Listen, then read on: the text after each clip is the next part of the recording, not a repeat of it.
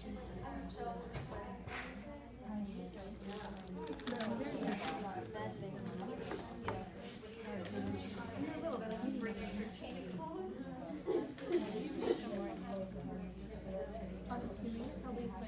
right.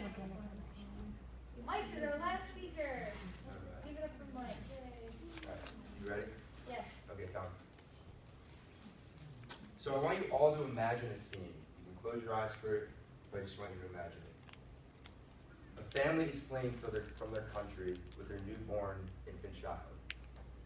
There's gunshots being fired, bombs going off, and people screaming for dear life. The family is scared for their lives.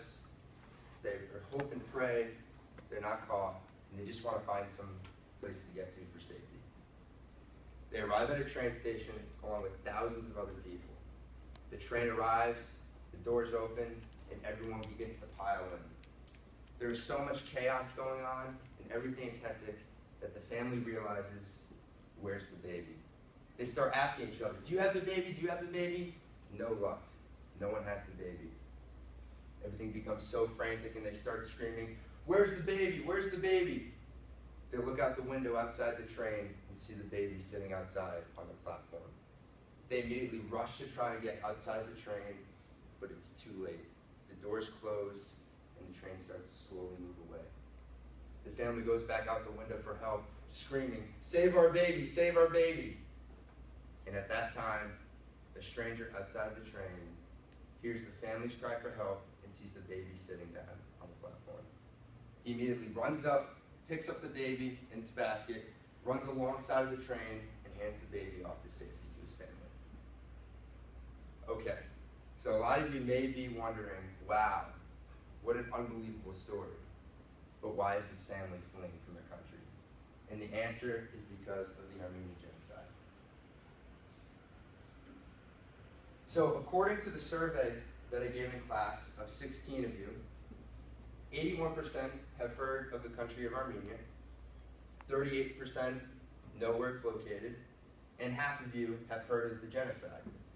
Now, from these results, I'm not that surprised. Most people don't know much about Armenia or the genocide unless they've studied ancient Armenia found in the Ottoman Empire, which is circled up there. However, don't worry. That's what we're going to go over today. In fact, according to the Armenian National Institute, some of the most frequently asked questions regarding the Armenian genocide are, what is the Armenian genocide? Who was responsible for it? And how many died?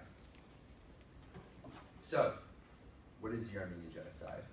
The Armenian genocide was a mass killing in 1915 at the beginning of World War I. According to the Armenian National Institute, genocide is an organized killing of people for the express purpose of putting an end to their collective existence.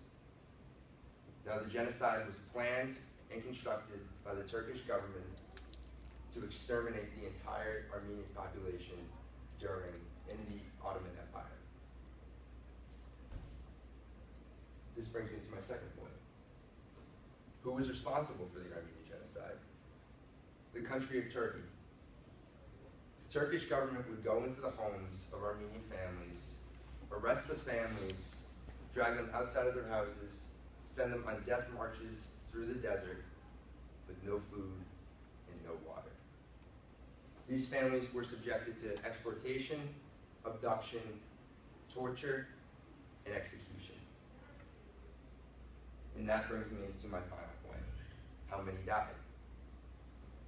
At the beginning of the genocide in 1915, there were said to be over 2 million people living in the Ottoman Empire, Armenians that is. At the end of the genocide in 1921, over 1.5 million Armenians in the Ottoman Empire were killed. According to History.com, in 1922, when the genocide was finished, there were just 388,000 Armenians living in the Ottoman Empire. So, to conclude, we have learned what the Armenian genocide was, who was responsible for it, and how many died. along with the history, the statistics, and content of the Armenian genocide. So I just want to take a moment and go back to that story that I told in the introduction. If anyone was wondering, that story is true. The stranger outside of the train who rescued the baby was a famous Armenian boxer living during the genocide who survived. The family was my great-grandparents, Dr. Abraham and Marie Abrahamian. And the baby was my grandfather, Dr. Arto Abrahamian.